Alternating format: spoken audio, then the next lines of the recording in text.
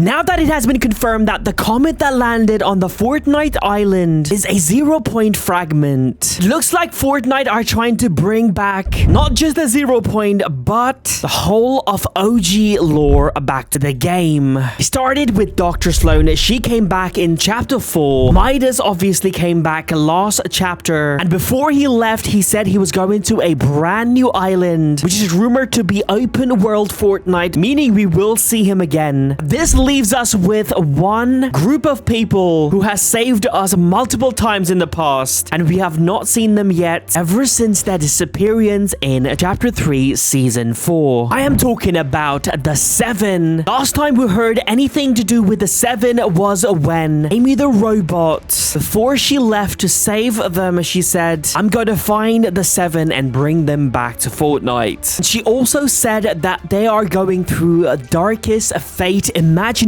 meaning they're being tortured and trapped somewhere that's very evil and they cannot escape. We did not know where this place was until this season when we heard about the spirit realm, and then it all made sense. How did the 7 end up inside of the spirit realm? To understand this, we're gonna have to look at all of the mistakes the 7 made, which led them being captured and tortured. Before that, I'm giving away 10 battle pass to 10 lucky subscribers. All you have to do is subscribe, leave a like, and comment down below. I used your code SMJM. Our story begins all the way back in chapter 1 season 3 when players noticed a comet in the sky, sparking countless theories. This celestial event, little did we know, set the stage for the arrival of one of the most powerful factions in the history of Fortnite. In season 4, the comet crashed into Dusty Depot, transforming it into Dusty Divot. Amidst the rubble, we were introduced to this mysterious character known as the Visitor. Now, this was the very first member of the 7 to make an appearance. His arrival was shrouded in mystery, leaving players with more questions than answers. This mysterious character goes missing for a while until he just shows up out of nowhere, activates a rocket. Fortnite players witnessed the very first live event in game. Basically, at the end of this event, the rocket created a giant portal in the sky. At the time, we did not know where he went. We thought he just disappeared,